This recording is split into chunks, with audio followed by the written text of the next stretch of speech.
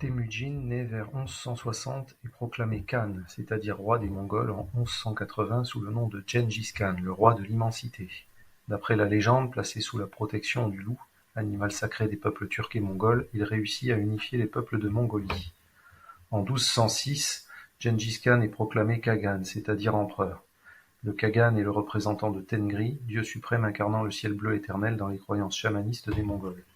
Fils du ciel et élu de Dieu par le Kurilk-Tai, assemblée des chefs de clan. Gengis Khan créa une garde impériale composée des 10 000 meilleurs archers issus de la noblesse mongole, les Tarkans. En 1207, Gengis Khan soumit les tribus de Sibérie.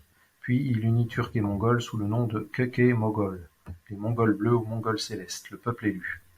Gengis Khan s'appuya sur 2 peuples turcs pour gouverner, les Ouïghours manichéens qui apportèrent l'écriture aux Mongols, et les Hungut, chrétiens nestoriens qui vivent en contact avec la Chine le long de la Grande Muraille.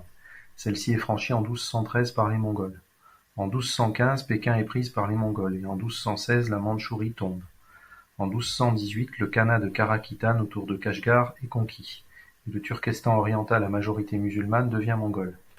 Le Khwarezm, ancienne Khorezmie, couvrant l'Iran, la Transoxiane et l'Afghanistan, entre la mer Caspienne et l'Inde, comprenait les brillantes cités de Samarcande, Bukhara et Hérat. Cet empire était gouverné par le Turc Shah Muhammad. En 1220, Gengis Khan prend Bukhara puis Samarcande. Il utilise la ruse obligeant les prisonniers à se jeter sur les murailles pour donner l'impression que son armée était innombrable. Des minarets de crânes sont édifiés par les Mongols et terrifient leurs ennemis. Pour administrer l'ancien empire du Khwarezm, Gengis Khan s'appuie sur une administration bilingue utilisant le persan et le ouïghour. Et des gouverneurs turcs ouïghours, Khitan Sinizé et persans, sont nommés. En 1221, les généraux de Gengis Khan, Djébé et Subotai, s'emparent de la Géorgie, reçoivent l'alliance des Alains, iraniens chrétiens descendants des Scythes et ancêtres des Ossètes.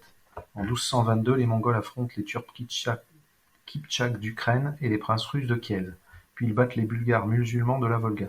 En 4 ans, les armées mongoles ont parcouru 20 000 km et ont conquis un empire de 33 millions de km², s'étendant de la mer Noire à l'océan Pacifique et couvrant l'Asie centrale.